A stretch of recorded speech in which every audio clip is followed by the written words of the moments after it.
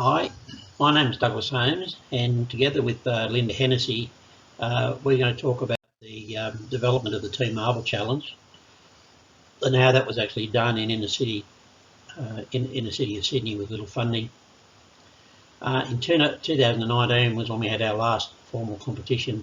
We had actually had 8 teams, and Linda's going to share a little bit what she's doing in her local area as we get ready for 2022 as we come out of COVID-19. The Team Marble Challenge actually came out of an idea when I was actually first started working at St Vincent's Hospital in 2006.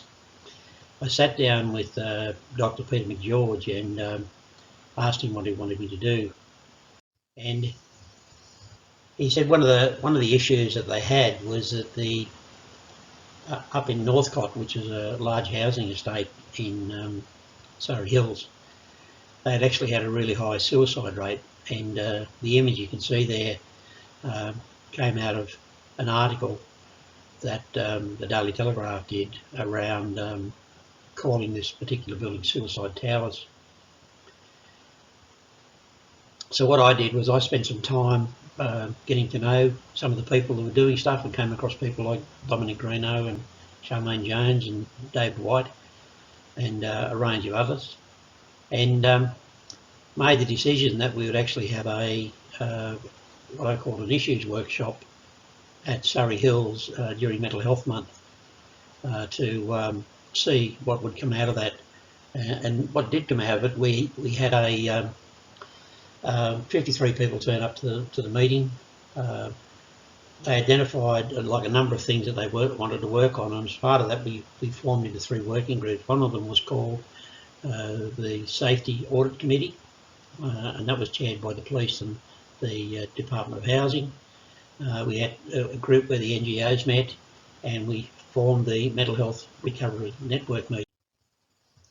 And this was a little booklet we put together, and you can still find that on the website. I'll put that on the bottom of the thing as we go forward.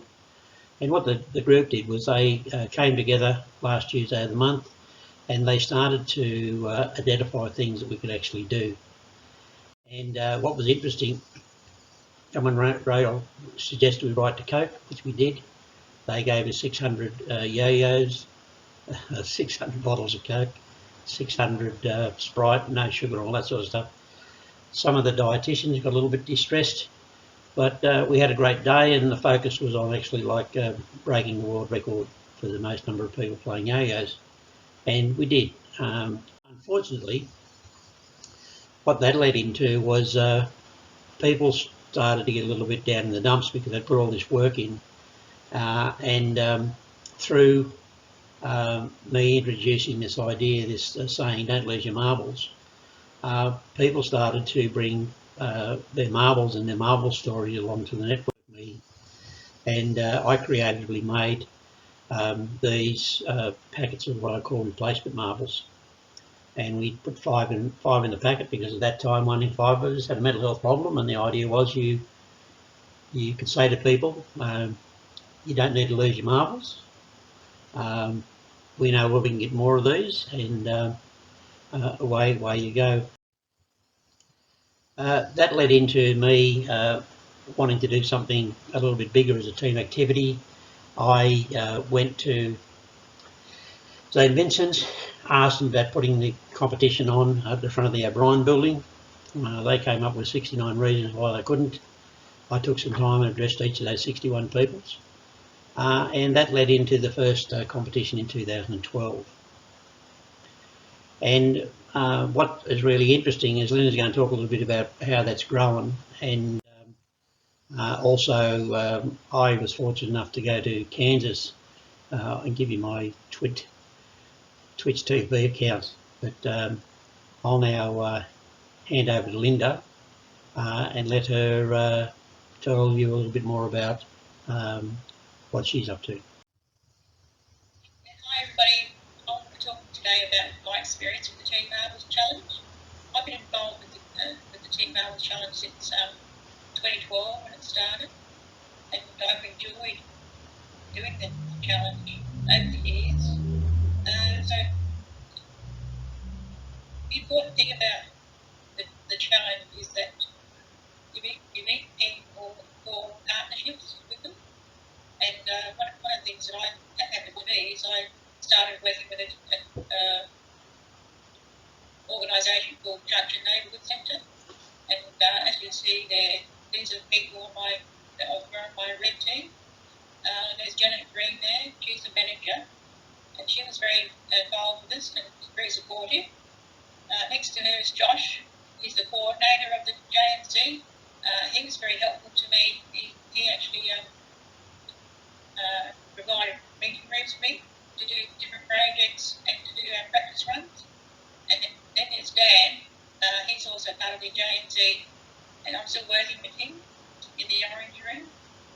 Okay, let's check.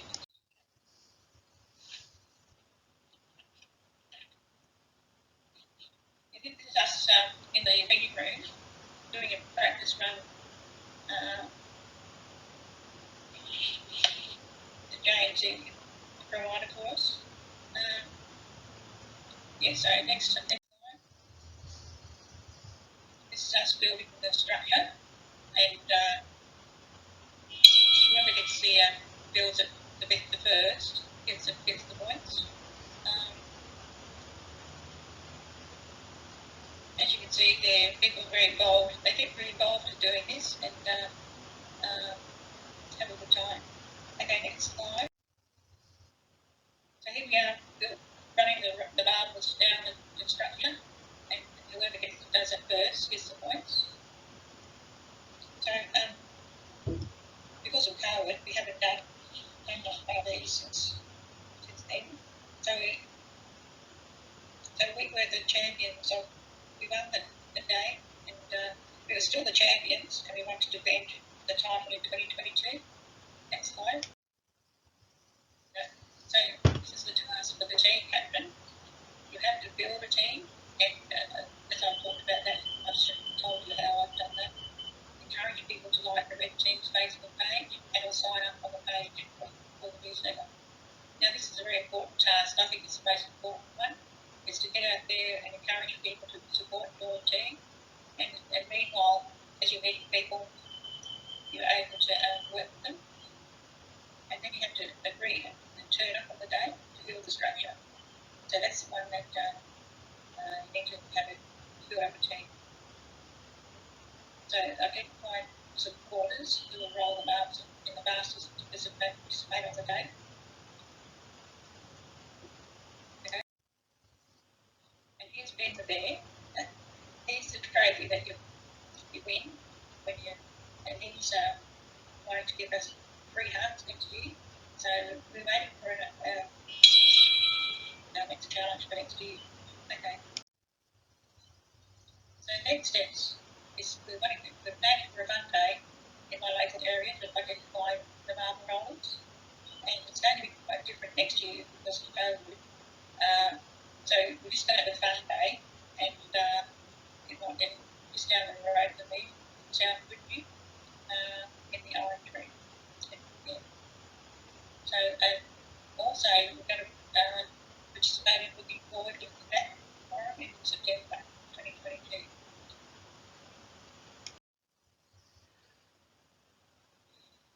Thanks, Linda. And people would like more information. We have a website. We're supported by Super CRO. We also have a really quite extensive news sheet that you can download from there if you'd like more information.